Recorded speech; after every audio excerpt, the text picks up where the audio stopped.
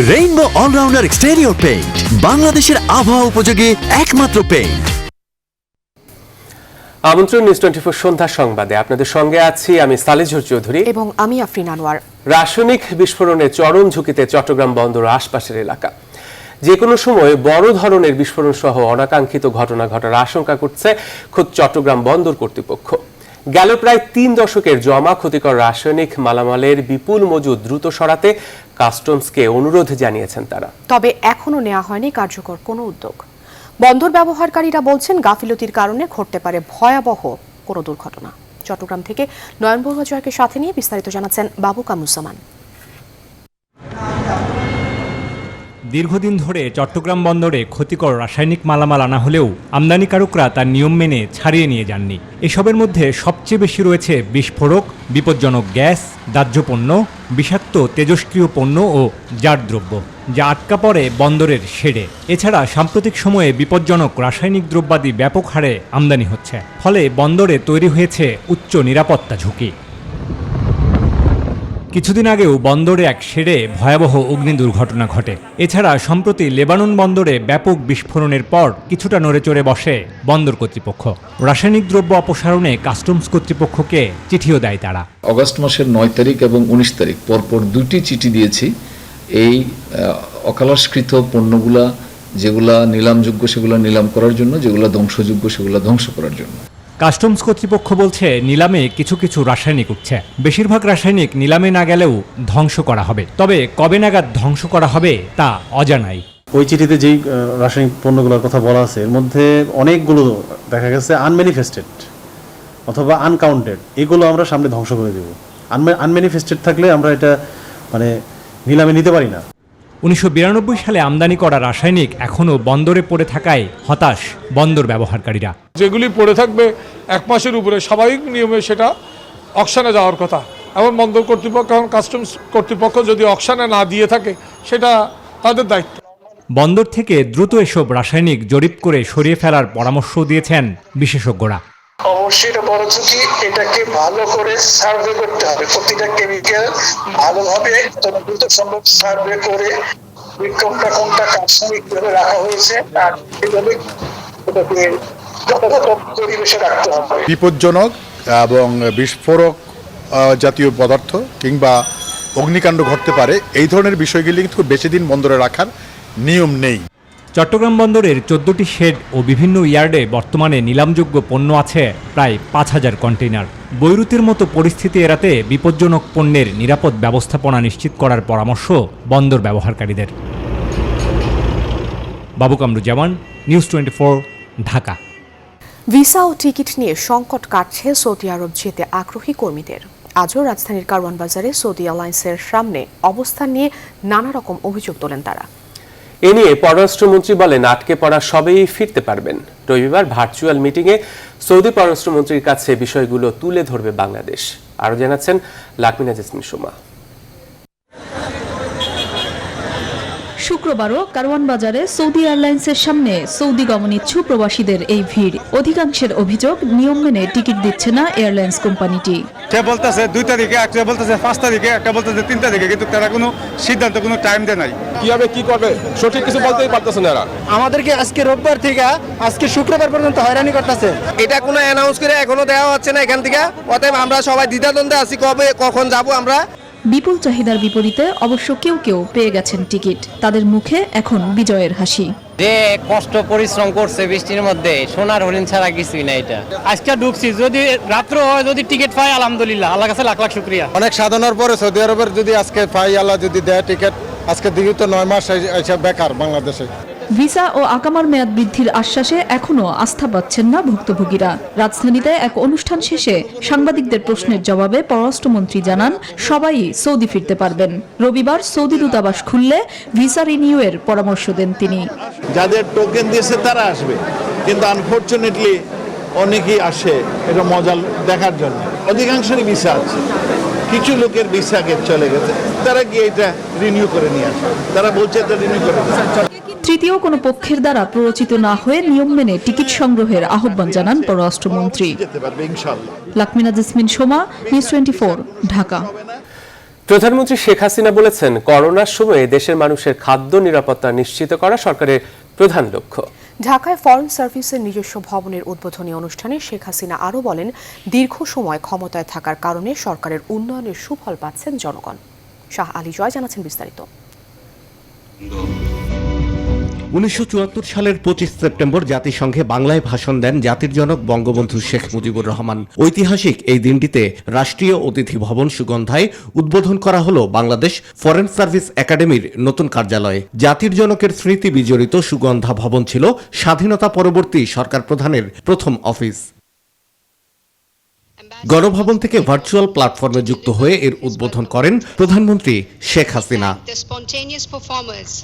উদ্বোধনী অনুষ্ঠানে প্রধানমন্ত্রীর বক্তৃতায় উঠে আসে করোনা মহামারী প্রসঙ্গ। প্রধানমন্ত্রী বলেন, মহামারীর এই সময়ে মানুষের জীবন এবং জীবিকা রক্ষাই সরকারের সবচেয়ে বড় লক্ষ্য।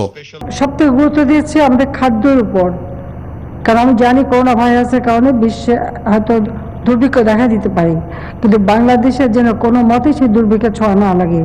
তাই আমরা যতটুকু পারি খাদ্য উৎপাদন করা, খাদ্য বিতরণ করা, দরিদ্র মানুষকে বিনা পয়সায় খাদ্য দেওয়া এবং খাদ্য নিশ্চয়তা আমরা দেওয়ার চেষ্টা চালিয়ে যাচ্ছি। শেখ হাসিনা বলেন, ৭৫ পরবর্তী সময়ে স্বাধীনতা বিরোধীদের ক্ষমতা দখলের মধ্য দিয়ে সরকার এবং রাষ্ট্রের স্থিতিশীলতা নষ্ট হয়। এ কারণে উন্নয়ন বাধাগ্রস্ত হয়েছিল। জনগণের আস্থা বিশ্বাস আমরা অর্জন করতে পেরেছি। বাংলাদেশের আওয়ামী লীগের উপর এদেশের মানুষের আস্থা বিশ্বাস আছে, যে কারণে তারা বারবার আমাদের ভোট দিয়ে নির্বাচিত করেছে বলেই আমরা সরকার গঠন করে তাদের সেবা করতে পেরেছি।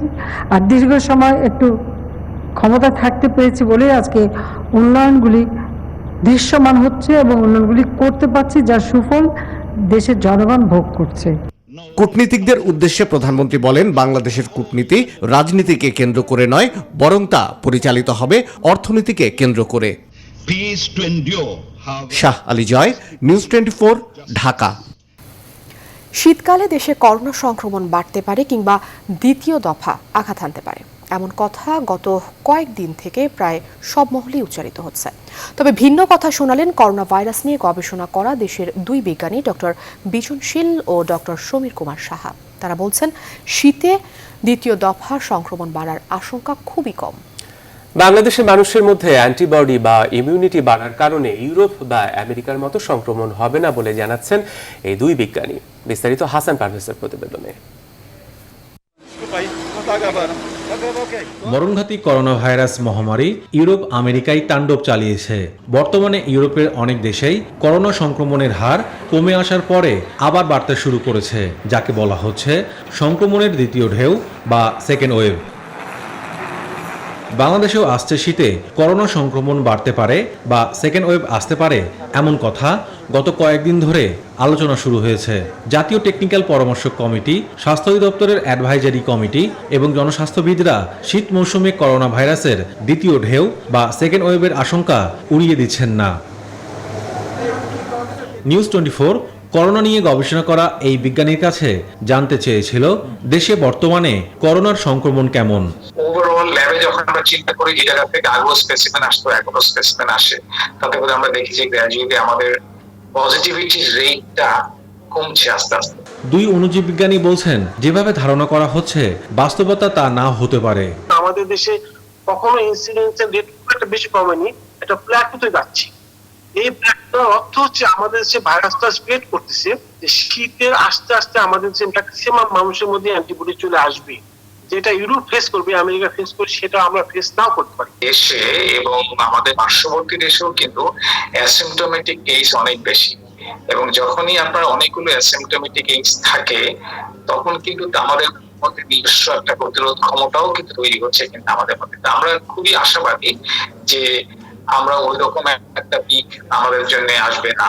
কৃষকরা মাঠে কাজ করছে, শ্রমিকরা কাজ করতেছে, সব মিলায় কিন্তু যেটা দেখা যায় সেটা হচ্ছে যে আমাদের সেই ইমিউনিটিটা বেশ অ্যাক্টিভ এই ভাইরাসটাকে প্রতিহত করার জন্য। তবে এই দুই বিজ্ঞানী বলছেন, করোনা নিয়ে সব ধরনের প্রস্তুতি সরকারকে রাখতে হবে, একই সঙ্গে জনসাধারণকে স্বাস্থ্যবিধি মেনে চলতে হবে। নিজেদেরকে খুব রিল্যাক্স না করে দিয়ে আমরা আমাদের মতো করে প্রত্যেকটা জিনিস মাস্ক পরা এবং ডিসটেন্স মেনটেন করা, হ্যান্ড ওয়াশ করা, এগুলো কিন্তু আমরা আমাদের মতো চালিয়ে যাব। মাস্ক এটা ম্যান্ডেটরি নয়, এটা বাই ল করে দেওয়া উচিত, প্রত্যেককে বাইরে আসলে মাস্ক পরতে হবে। এদিকে স্বাস্থ্য বিভাগ বলছে কোনো আশঙ্কাকে উড়িয়ে না দিয়ে করোনা সংক্রমণ প্রতিরোধে সব প্রস্তুতি নিয়ে রাখা হচ্ছে। হাসান পারভেজ, নিউজ 24, ঢাকা। প্রতি সপ্তাহেই পাল্লা দিয়ে বাড়ছে চালের দাম। রাজধানীর বাজারগুলোতে এক সপ্তাহে মিনিকেট চালের দাম বেড়েছে কেজিতে 3 টাকা আর মোটা চাল 2 টাকা। বর্ধিত দামে চাল কিনতে এসে হতাশ ক্রেতারা। তারা বলছেন বাজারে সরকারের নজরদারি প্রয়োজন। অন্যদিকে পেঁয়াজের দাম কিছুটা কমলেও সব সবজির দামই 50 টাকার উপরে। শুক্রবার রাজধানীর বাজার ঘুরে বিস্তারিত জানাচ্ছেন মাহমুদুল হাসান। শুক্রবার ছুটির দিন, তাই বাজারে বাড়তি ভিড় ক্রেতাদের। বৃষ্টি উপেক্ষা করে কাঁচা বাজারে অনেকে এসেছেন সপ্তাহের বাজার করতে। সবজির দাম নতুন করে না বাড়লেও আগের বর্ধিত দামেই সবজি কিনছেন ক্রেতারা। বর্তমানে বাজারে মূল্য আছে 50, উস্তা আছে 60 টাকা, কাঁকড়া আছে 50 টাকা, পেঁপে সবচেয়ে ভালো কোয়ালিটি 40। সব সবজির দামই অনেক দাম চড়া, খুবই চড়া দামে। গত কয়েক সপ্তাহ ধরেই পাল্লা দিয়ে বেড়েছে পেঁয়াজের দাম। ভারত থেকে পেঁয়াজ রপ্তানি বন্ধ ঘোষণার পরেই অস্থির হয় দেশের বাজার। তবে এ সপ্তাহে পাইকারি বাজারে পেঁয়াজের দাম কমেছে কেজিতে 5 টাকা। তারপরেও ফাঁকাই ছিল দোকানগুলো। ক্রেতা যদি থাকতো তাহলে পেঁয়াজের বাজারটা আরো বাড়তো, কিন্তু পেঁয়াজের বাজার সময় পর্যায়ে আছে বর্তমানে। চায়না, মিশর, পাকিস্তানি পেঁয়াজ আমদানি হচ্ছে, আমদানি হলে বাজার স্বাভাবিক হবে। আইলে যদি একটু দাম কমে সহনীতি হয় তাহলে তখন এক পালা নিয়ে যাবো। তবে দাম বৃদ্ধি অব্যাহত রয়েছে চালের বাজারে। ক্রেতাদের অভিযোগ, কারণ ছাড়াই সপ্তাহ অন্তে প্রকারভেদে চালের দাম বেড়েছে কেজিতে 3 থেকে 5 টাকা পর্যন্ত। আর গরিবের খাদ্য মোটা চাল বিক্রি হচ্ছে 50 টাকা কেজিতে। এতে হতাশ সাধারণ ক্রেতারা। কেজি প্রতি প্রায় 4-5 টাকাও বাড়ছে কোনো কোনো চালে। যেমন 28 সাল বিক্রি হইতেছে এখন আপনার 48 টাকা। 25 কেজির বস্তা যেটা, সেটা আগে ছিল 1300 টাকা, এখন 1400 টাকা যাচ্ছে।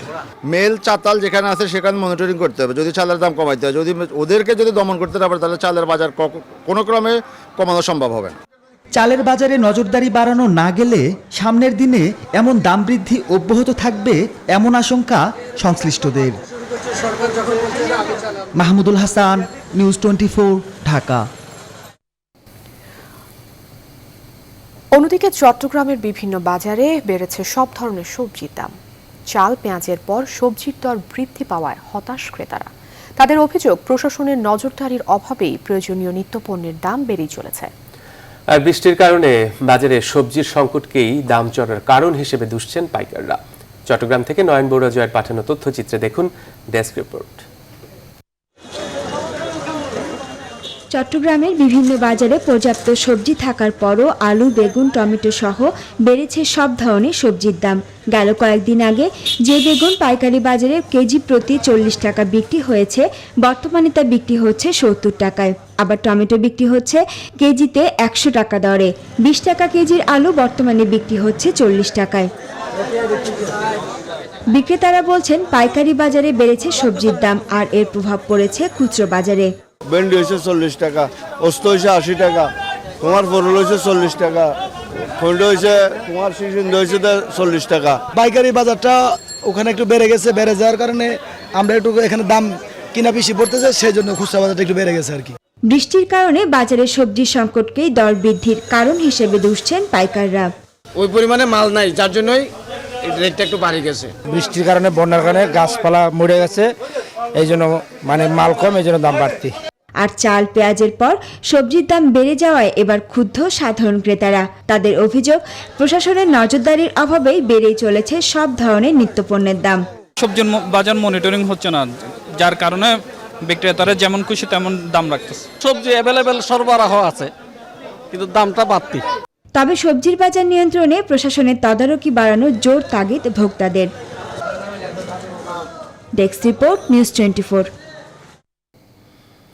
সরকারি চাল সংগ্রহ শেষ হতে না হতেই রাজধানীর বাজারে আবারও বেড়েছে চালের দাম। এ অবস্থায় শুক্রবার দুপুরে কৃষি মার্কেট ও কারওয়ান বাজারে চালের আড়তে অভিযান পরিচালনা করেছে জাতীয় ভোক্তা অধিকার সংরক্ষণ অধিদপ্তর। অভিযানে চালের মূল্য বাড়তি এবং মূল্য তালিকা না থাকার অভিযোগে 18,000 টাকা জরিমানা করে 5 ব্যবসায়ীকে। রাজধানীর বিভিন্ন বাজারে গত 3 দিনের ব্যবধানে খুচরা সব ধরনের চাল কিনতে কেজিতে গড়ে 5 টাকা বেশি গুনছে ক্রেতারা। অভিযানে কয়েকটি দোকানে বেশি দামে চাল বিক্রি, মূল্য তালিকায় কম দাম লিখে বিক্রির সময় বেশি দাম রাখা, দামের রসিদে কারচুপি সহ স্বাস্থ্যবিধি না মেনে ব্যবসা পরিচালনার প্রমাণ পাওয়া যায়। অসাধু চক্রের কারসাজি রোধে এই অভিযান অব্যাহত থাকার কথা জানান জাতীয় ভোক্তা অধিকার সংরক্ষণ অধিদপ্তর।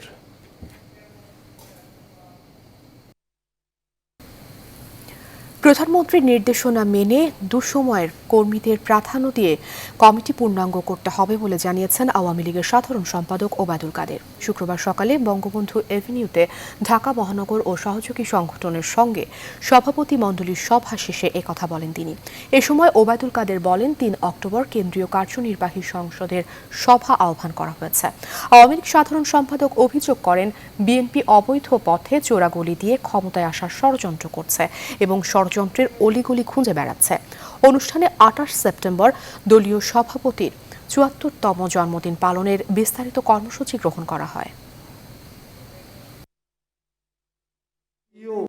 কমিটি জমা দিলেই আমরা সঙ্গে সঙ্গে সেই কমিটি নেত্রী অনুমোদন দেবেন, এটা ভাবার কোনো কারণ অনেক ঘটনা ঘটেছে।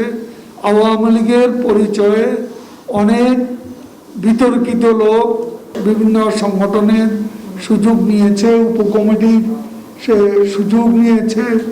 এগুলো যাচাই বাছাই করেই আমরা এবার কমিটি ঘোষণা করব। আওয়ামী লীগ সরকার 12.5 বছর সীমাহীন লুটতরাজ, খুন, গুম, ক্রসফায়ার সহ ব্যাপক রাষ্ট্রীয় সন্ত্রাসের দ্বারা দেশকে নরকে পরিণত করছে বলে অভিযোগ করেছেন বিএনপি। দলটির সিনিয়র যুগ্ম মহাসচিব রুহুল কবির রিজভী দুপুরে নয়াপল্টনে এক সংবাদ সম্মেলনে এসব কথা বলেন। সম্প্রতি এক নাটকে বিএনপির প্রতিষ্ঠাতা জিয়াউর রহমানের চরিত্রকে বিকৃত করা হয়েছে বলে অভিযোগ করেন এই নেতা। রিজভী আরও বলেন, ভোটারবিহীন নির্বাচনে ক্ষমতায় বসা সরকারের শক্তি আইন রক্ষাকারী বাহিনী, তবে বিএনপির শক্তি জনগণ। প্রধান নির্বাচন কমিশনের স্বীকার করা মধ্যরাতের নির্বাচনে ক্ষমতায় চেপে বসা এই সরকার কখনোই সুষ্ঠু রাজনীতি ও গণতন্ত্রে বিশ্বাস করে না। সীমাহীন লুটতরাজ, গুম, খুন, ক্রসফায়ার সহ নৈরাজ্য আর ব্যাপক রাষ্ট্রীয় সন্ত্রাসের দ্বারা দেশকে নরকে পরিণত করেছে 12.5 বছর। সন্ধ্যা সংবাদের এই পর্যায়ে নিচ্ছে একটি বিরতি। আরো খবর নিয়ে ফিরছি সাথে। বিরতির পর আবারও স্বাগত। দেখছেন নিউজ 24 সন্ধ্যা সংবাদ। রাজশাহীর নবগঙ্গা এলাকায় পদ্মা নদীতে নৌকাডুবির ঘটনায় এখন পর্যন্ত 2 জন নিখোঁজ রয়েছেন। ঘটনার বিস্তারিত জানতে যুক্ত হচ্ছি রাজশাহী থেকে সহকর্মী কাজী শাহেদের সঙ্গে। শাহেদ, আপনার কাছে জানতে চাইব কিভাবে এই দুর্ঘটনা ঘটলো এবং নৌকায় আসলে কতজন ব্যক্তি ছিলেন, আনুমানিক কোনো ধারণা পেয়েছেন কিনা, কি তথ্য আছে আপনার কাছে?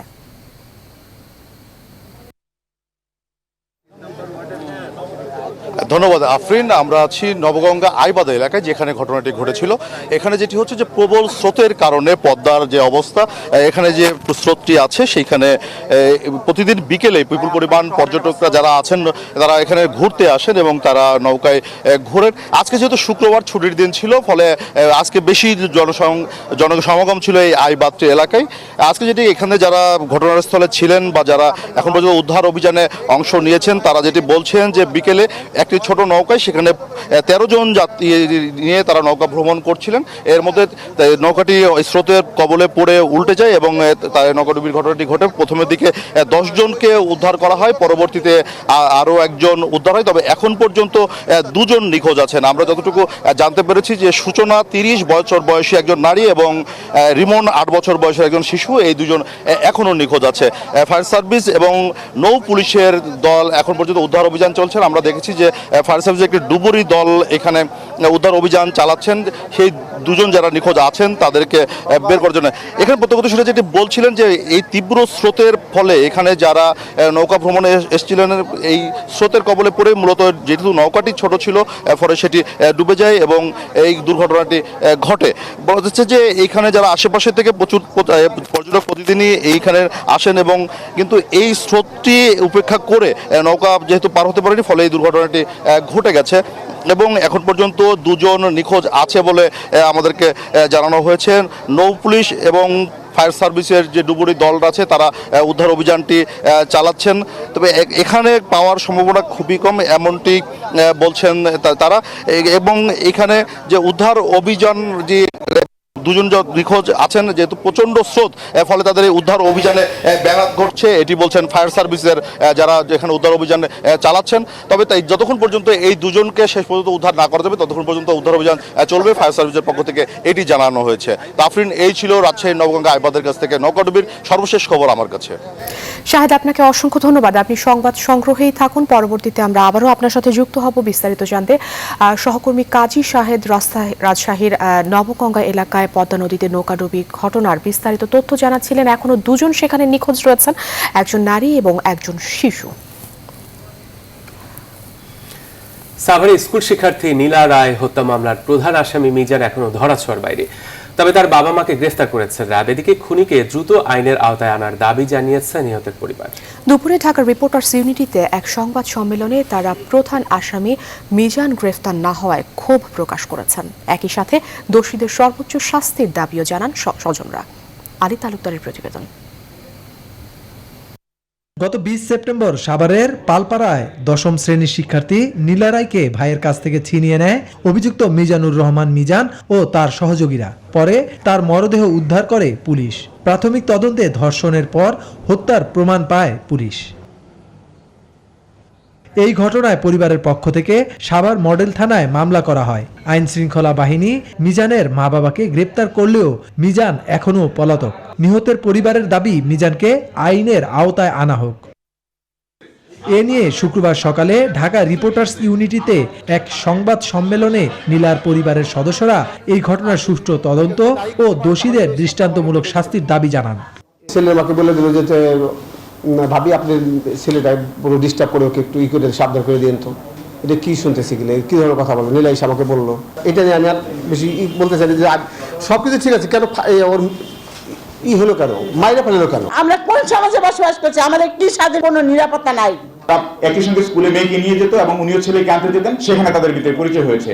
যে বিষয়টি নিয়ে আমরা ভয় পেয়েছি, কারণ মিজান আমরা জানি যে একটু বখাটে টাইপের ছেলে, সে নানাভাবে এর আগেও হুমকি দিয়েছে যে তাকে বিয়ে দিতে হবে। এমন একটি দৃষ্টান্তমূলক শাস্তির ব্যবস্থা করা হোক যেন এভাবে কোনো কিশোরীকে অকালে আর প্রাণ না দিতে হয়। বাংলাদেশ জাতীয় হিন্দু মহাজোটের ব্যানারে এই সংবাদ সম্মেলনে সংগঠনের নেতাকর্মীরাও বক্তব্য রাখেন। আলী তালুকদার, নিউজ 24, ঢাকা। বরিশালের মেহেন্দিগঞ্জ উপজেলার একটি পরিবারকে বাস্তুচ্যুত করার জন্য ওই পরিবারের এক বৃদ্ধার চুল কেটে অমানবিক নির্যাতনের অভিযোগ উঠেছে। দুপুরে বরিশাল প্রেস ক্লাবে এক সংবাদ সম্মেলনে নির্যাতনের অভিযোগ করে প্রতিকারের দাবি জানান মেহেন্দিগঞ্জের কাজিরহাট থানার আন্দারমানি গ্রামের বৃদ্ধা সফুরা বেগম। এ সময় তিনি বলেন, ওই এলাকার জনৈক সেকান্দার আলী হাওলাদারের কাছ থেকে 40,000 টাকায় 18% জমি কিনে বাড়ি নির্মাণ করে বসবাস করে আসছেন তারা। সম্প্রতি সেকান্দার ওই জমি বাবদ আরও 2 লাখ টাকা দাবি করেন। এ নিয়ে বিরোধ সৃষ্টি হলে গত 15 জুলাই বৃদ্ধা সফুরার উপর নির্মম নির্যাতন চালানো হয়। তার চুল কেটে এবং কুপিয়ে আহত করা হয়। এ বিষয়ে যথাযথ আইনগত ব্যবস্থা নেওয়া হবে বলে জানিয়েছেন অতিরিক্ত পুলিশ সুপার নাইমুল হক।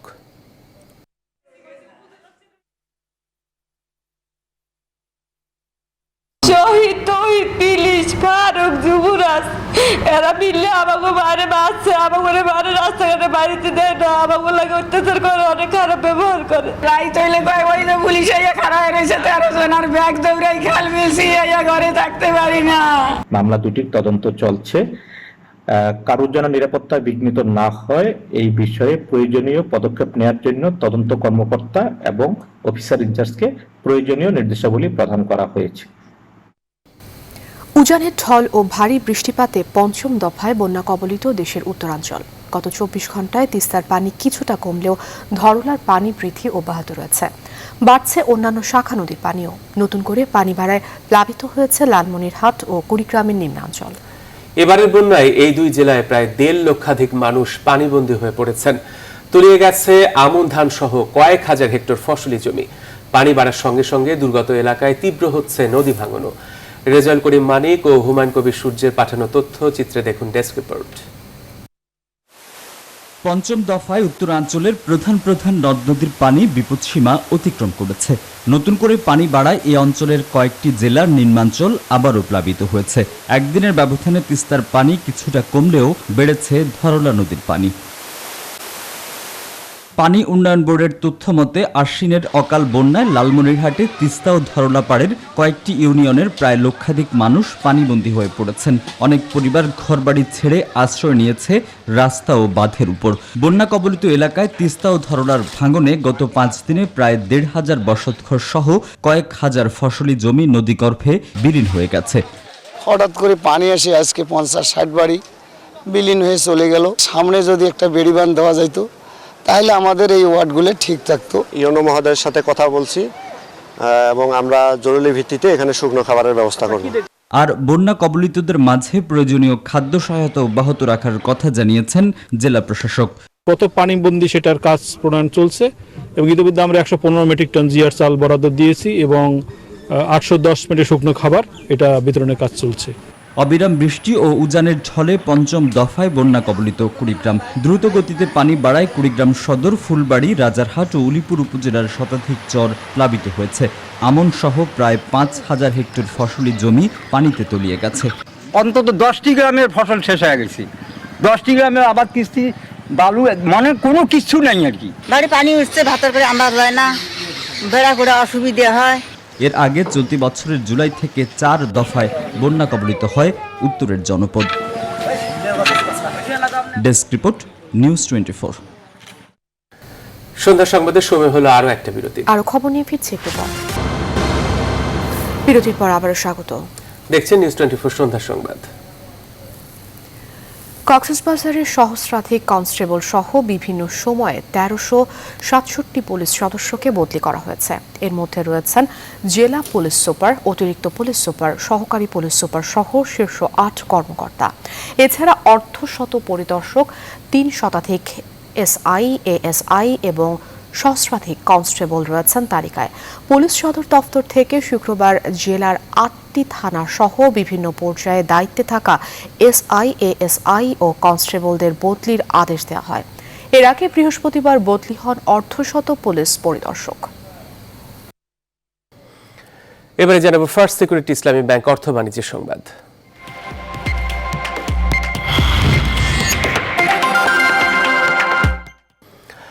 আন্তর্জাতিক শ্রম সংস্থা আইএলও বলছে, করোনা ভাইরাস মহামারীতে আশঙ্কার চেয়ে অনেক বেশি নেতিবাচক প্রভাব পড়েছে কর্মসংস্থানের উপর। চলতি বছরের প্রথম 9 মাসে শ্রম আয় সংকুচিত হয়েছে $3.5 ট্রিলিয়ন। মহামারীকালে এরই মধ্যে কয়েক কোটি মানুষ চাকরি হারানোর পাশাপাশি ব্যাপক মাত্রায় পতন দেখা দিয়েছে মজুরিতেও। নতুন গবেষণায় আইএলও বলছে, চলতি বছরের মাঝামাঝি সময়ে গেল ডিসেম্বরের তুলনায় বৈশ্বিক শ্রমঘণ্টার পতন হয়েছে 17.3%, যা প্রায় 50 কোটি পূর্ণকালীন চাকরির সমতুল্য। সংবাদের এই পর্যায়ে নিচ্ছি আরেকটি বিরতি। সাথেই থাকুন।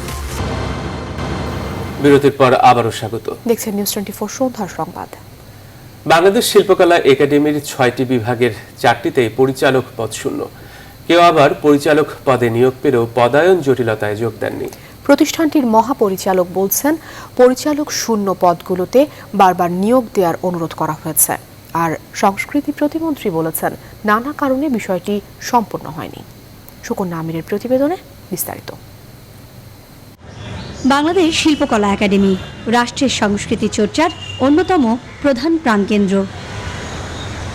চলতি বছরের 1 মার্চ থেকে প্রতিষ্ঠানটির সঙ্গীত, নৃত্য ও আবৃত্তি বিভাগ পরিচালক শূন্য। 1 এপ্রিল থেকে পরিচালক নেই নাট্যকলা ও চলচ্চিত্র বিভাগে। জানুয়ারির 17 তারিখ থেকে চারুকলা বিভাগেও নেই পরিচালক। অন্যদিকে প্রযোজনা বিভাগে ভারপ্রাপ্ত পরিচালক হিসেবে কাজ করছেন প্রশিক্ষণ বিভাগের পরিচালক। এদিকে চারুকলা বিভাগে পরিচালকের দায়িত্বে ছিলেন আশরাফুল আলম পপলু। দায়িত্বের মেয়াদ শেষে পরিচালক পদে পুনর্নিয়োগ দেয়া হয় তাকে। আগের বছর বলা হয়েছিল নিয়োগে তাকে শিল্পকলা একাডেমির চারুকলা বিভাগে পরিচালক পদে 2 বছরের জন্য নিয়োগ দেওয়া হলো। এবার বলা হয়েছে তাকে বাংলাদেশ শিল্পকলা একাডেমির পরিচালক হিসেবে পুনর্নিয়োগ দেওয়া হলো। তা আমার যে ক্ষেত্র চারুকলা, সেখান থেকে আমাকে পদায়ন দেওয়া হয়েছে অন্য একটি বিভাগ। তবে এ বক্তব্য মানতে নারাজ শিল্পকলা একাডেমির মহাপরিচালক লিয়াকত আলী লাকি। কে কোথায় কিভাবে কাজ করলে এটা সুসম্পন্ন করা যাবে, এই দায়িত্বটা তো সংস্থা প্রধানকেই দেওয়া হয়েছে। কেউ বললো আমি এখন এটা পছন্দ করি না, ওটা করব, এটা আসলে তো সেরকম নয়। পরিচালকের নিয়োগ না হওয়া সম্পর্কে ব্যাখ্যা দেন সংস্কৃতি প্রতিমন্ত্রী। কাদের নাম আমরা প্রস্তাব করব, মোটামুটি চূড়ান্ত করেছি। রবি অথবা সোমবারে হয়তো আমরা একটা নাম প্রস্তাব করে জনপ্রশাসন মন্ত্রণালয়ে পাঠাবো। এদিকে নিয়োগ বিধিমালার অস্পষ্টতার কারণেও বিভিন্ন জটিলতা তৈরি হচ্ছে বলে অভিমত অনেকের। সুকন্যা আমির, নিউজ 24, ঢাকা। আগামী বছরই ব্যাপক হারে টিকা সরবরাহ করা হবে বলে দাবি সিনোভ্যাকের। একই সঙ্গে সেপ্টেম্বরের শুরুতে রাশিয়ার চালানো ভ্যাকসিনের ট্রায়ালের ভালো ফল এসেছে বলে দাবি করেছে চীনের আরেক কোম্পানি ক্যানোসিনো বায়োলজিক্স। এবারে মার্কিন নির্বাচন প্রসঙ্গ।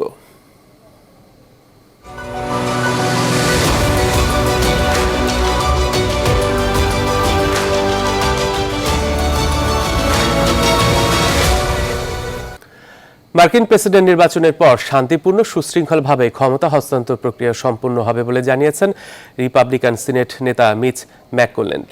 আগামী 20 জানুয়ারি পরবর্তী প্রেসিডেন্টের শপথ গ্রহণ অনুষ্ঠানটিকে গুরুত্ব দিয়েছেন তিনি। গেল বুধবার নির্বাচনে হেরে গেলে শান্তিপূর্ণভাবে ক্ষমতা হস্তান্তর প্রশ্নে বিতর্কিত মন্তব্য করেন president Donald Trump.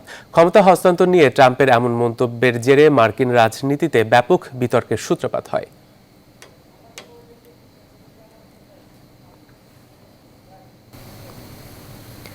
Lankan task ফোর্সের নীতিমালা না মানলে সিরিজ আয়োজন সম্ভব হবে কিনা এ বিষয়ে এসএলসির প্রধান নির্বাহীর বক্তব্যের পর আনুষ্ঠানিক জবাবের অপেক্ষায় আছে বিসিবি। সব ঠিক থাকলে আগামীকাল শ্রীলঙ্কা সফরের ব্যাপারে চূড়ান্ত সিদ্ধান্ত জানাবে বিসিবি। এদিকে শনিবার শেষ হচ্ছে টাইগারদের স্কিল ক্যাম্প। কোনো কারণে সফর না হলে প্ল্যান বি নিয়ে এগোনোর আভাস মিলেছে বোর্ডের তরফ থেকে।